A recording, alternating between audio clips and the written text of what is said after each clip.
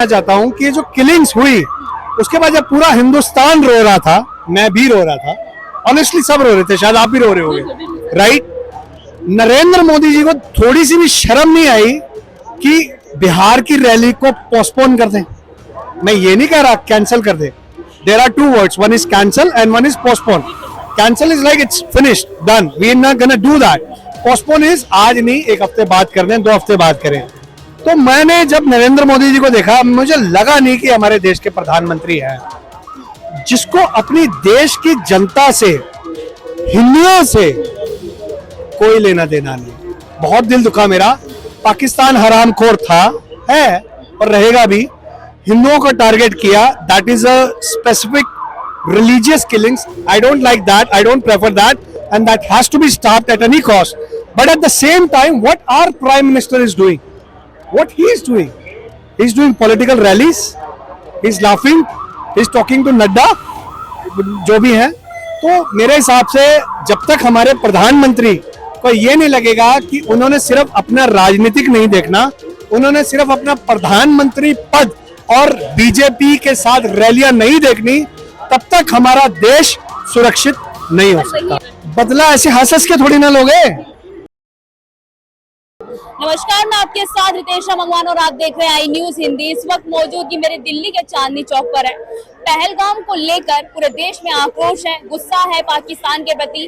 तो आज 12वें दिन भी लोग सोच रहे थे कि बड़ा एक्शन होगा, मोदी जी जो है पाकिस्तान को लाल आंख दिखाएंगे, पर मोदी जी की कुछ ऐसी तस्वीरें वायरल हो रही है जिसमें वो पवन कल्याण के साथ हंसी ठिठोली करते हुए नजर आए। यहाँ तक कि जो पहलगाम में लोग मरे, 26 लोग, उनको इनकी 13वीं भी मनाई गई और जो देश का प्रधानमंत्री है वो हंसता हुआ नजर आ रहा है। तो किस तरीके से बदला लेंगे देश के प्रधानमंत्री मोदी जी, ये तो अब देश की जनता से ही जानना होगा, क्योंकि देश की जनता को भरोसा था कि मोदी जी सबको लाल आंख दिखाते हैं, उनका 56 इंच का सीना है और पाकिस्तान को भी दिखाएंगे। अब मांग ये है, सर पहले तो अपना नाम बताइए, नाम क्या है? हरप्रीत। हरप्रीत जी, जिस तरीके से पहलगाम में आतंकवाद हमला हुआ, आनन फानन में 5 समझौतों पर फैसला लिया गया, आज 12वां दिन है, लोगों की 13वीं भी नहीं मनाई गई पहलगाम में जो मरे, पर मोदी जी की कुछ ऐसी तस्वीरें वायरल हो रही है पवन कल्याण के साथ हंसी ठिठोली करते हो, क्या कहना चाहिए? मैडम, सबसे पहली बात तो ये है कि हमला जो हुआ बहुत गलत हुआ। धर्म पूछ के मारना तो सबसे बड़ी बुजदिली है, ठीक है। सिर्फ हिंदुओं को टारगेट किया, that is genocide of Hindus and I am not in the favor of that at all.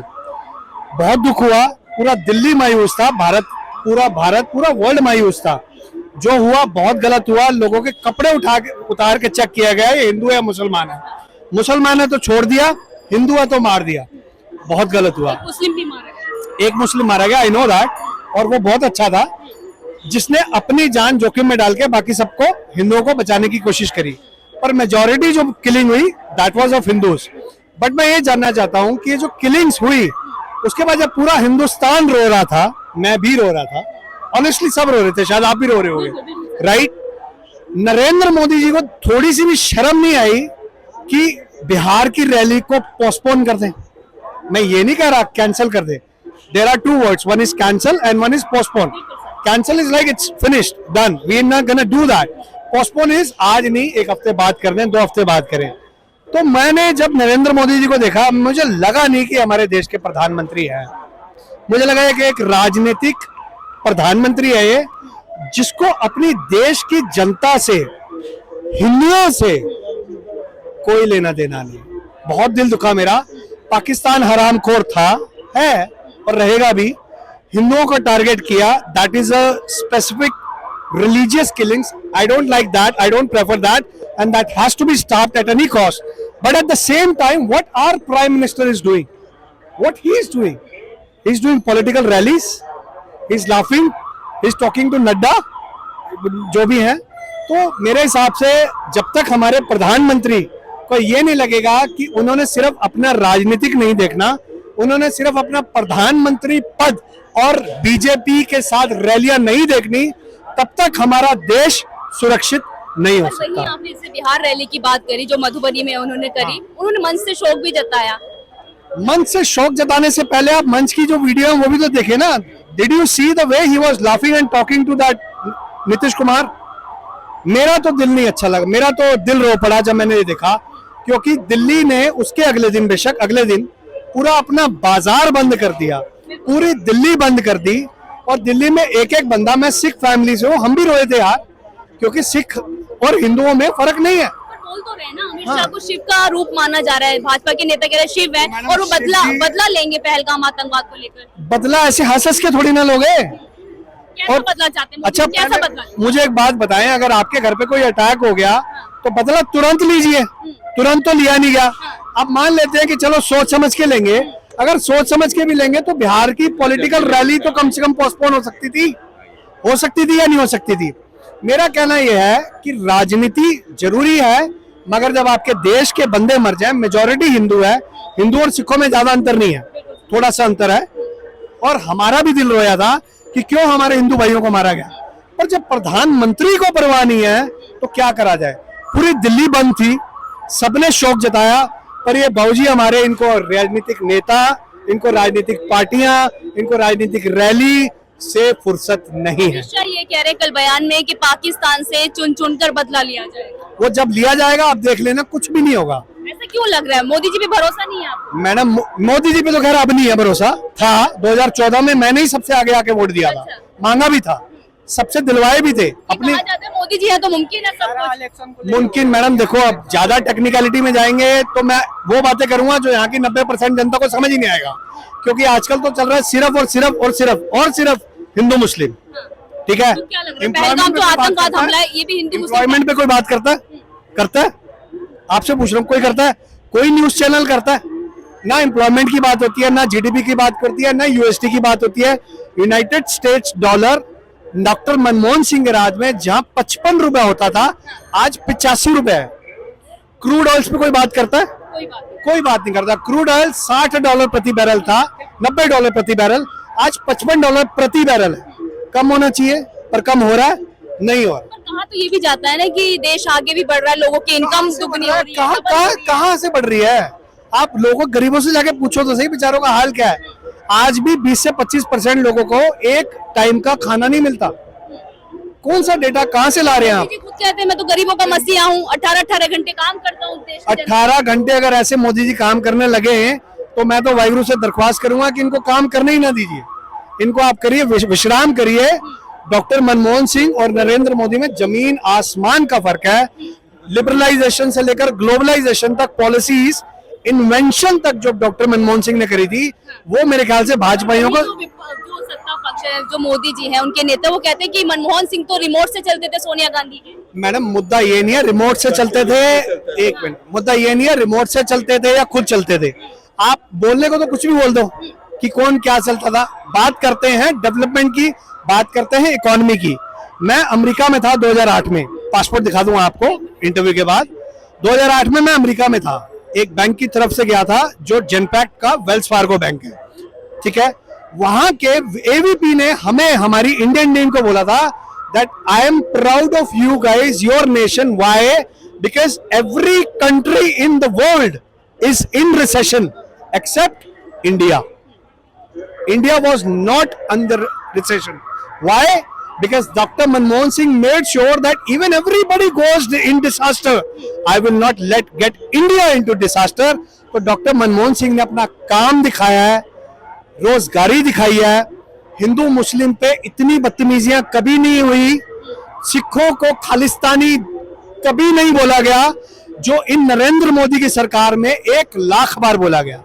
अब सिखों को सर्टिफिकेट अलग देना पड़ता है कि नहीं भाई हम देशभक्त हैं। सिखों से बड़ा किसी का बाप नहीं हुआ देशभक्त इस मुल्क के अंदर। आज सिखों को भी खालिस्तानी बोला जा रहा है।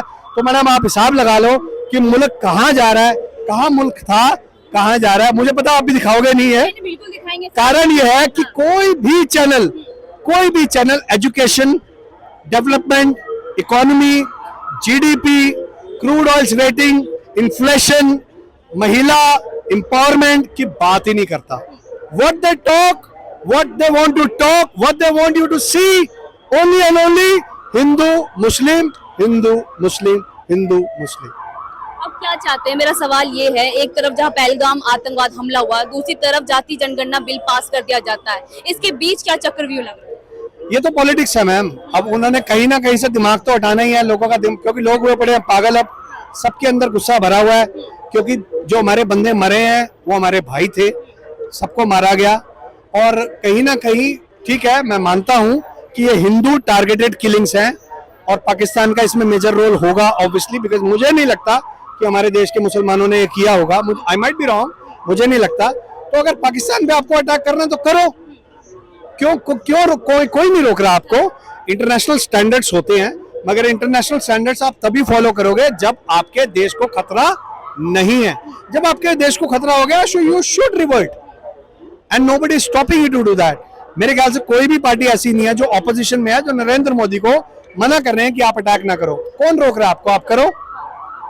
पर वहीं पर जो संबित पात्रा है वो कह रहे हैं कि उनको मतलब संबित पात्रा नहीं है, कोई नेता है भारतीय जनता पार्टी के, वो कह रहे हैं राहुल गांधी को लेके जाओ पाकिस्तान, वहां पर देख लो surgical strike. Madam Rahul Gandhi सरकार में थोड़ी ना, सरकार में थोड़ी ना वो अरे सबूत मांग रहे हैं ना वो। कौन किसने सबूत मांगा? नहीं, सबूत मांग रहे हैं। राहुल गांधी ने सबूत मांगा? नहीं, चन्नी जी मांग रहे हैं। चन्नी जी हाँ, कह रहे हैं सर्जिकल स्ट्राइक हुई है। हाँ, सर्जिकल स्ट्राइक तो पुरानी बात कर रहे हैं। सबूत मांग रहे हैं। सर्जिकल स्ट्राइक तो पुरानी बात कर रहे हैं ना। पुरानी नहीं, अभी स्टेटमेंट दी है उन्होंने। सर्जिकल स्ट्राइक्स जो है वो पुरानी बात है ना, बात तो पुरानी है ना। अब वो मांग रहे हैं, उनको सबूत मांगने दो। हमें पता है सर्जिकल स्ट्राइक्स हुई थी। मैं ये कह रहा हूं कि आप जो सबूत मांग रहे हैं उनको छोड़ दो, आप अपना काम करो। ठीक है, यहाँ पे बोलने वाले हजार हैं, आप अपना काम करो, आप पूछो, जिसकी जो राय है वो बोलेगा। मेरे हिसाब से अटैक होना चाहिए, क्योंकि आगे से कम हमारे बॉर्डर सुरक्षित हो। और कहीं ना कहीं ये भी माननी चाहिए हमारी गलती भी, क्योंकि प्रोटोकॉल्स हमारे भी कहीं ना कहीं पीछे रहे हैं। इतने पहले कश्मीर में जब इतनी ज्यादा फोर्सेस हैं तो हमारा भी कहीं ना कहीं सिक्योरिटी पाकिस्तान को क्या कहना चाहिए? पाकिस्तान को ये बोलेंगे, भाई तू गरीब आदमी है यार, थोड़ा कैमरे पे ही बोल देता हूँ, अभी ये तो आप ही को देख रहा था। गरीब आदमी है, अपनी औकात में रहे यार, ठीक है, अपनी रोटी कमा, तेरे पास रोटी के लाले हैं, है ना, क्यों पंगे ले रहा है? अपना रोटी पानी दवाई तेरे लिए वही हो जाए, वही बहुत है, अपनी औकात में रहा। Do not even dare to mess with India, नहीं तो ना से नाबूद हो जाएगा, पता भी नहीं लगेगा। बहुत बहुत शुक्रिया बातचीत करने के लिए। पहलगाम आतंकवाद हमले को लेकर जिस तरीके से देरी लग रही है और मोदी जी की जो हंसी ठिठोली करते हुए वीडियो वायरल हो रही है, तस्वीरें वायरल हो रही है, क्या लग रहा है मोदी जी एक्शन लेंगे पहलगाम आतंकवाद पर? क्योंकि जनता को अब जल्द से जल्द जो है वो न्याय चाहिए। जो लोग निर्मम हत्या की गई, उनको मारा गया, पर मोदी जी कब एक्शन लेंगे जिसका भारत की जनता इंतजार कर रही है। मैं आपके साथ देश मंगवाना और आप देख रहे थे आई न्यूज़ हिंदी।